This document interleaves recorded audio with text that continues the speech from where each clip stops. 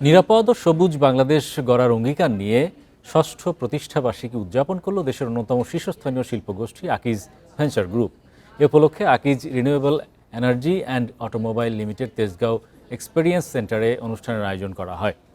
এ সময় জানানো হয়, কার্বন নিঃসরণ কমাতে ইলেকট্রিক কার, সাশ্রয়ী পাবলিক বাস ও ইভি ট্যাক্সি সার্ভিস চালুসহ বাংলাদেশে বিস্তৃত চার্জিং নেটওয়ার্ক স্থাপন করবে আকিজ। এছাড়াও রিসাইক্লিং প্ল্যান্ট বছরে 1000 টন প্লাস্টিক রিসাইকেল করে 100% ফুড গ্রেড রেজিন তৈরি করা হবে। সোলার এনার্জি এবং উইন্ডো চার্জিং সোলার প্রযুক্তির মাধ্যমে আধুনিক, সাশ্রয়ী ও পরিবেশ বান্ধব উদ্ভাবনী উদ্যোগ নিয়েছে আকিজ ভেঞ্চার। অনুষ্ঠানে উপস্থিত ছিলেন আকিজ গ্রুপের পরিচালক, কর্মকর্তা সহ অনেকেই।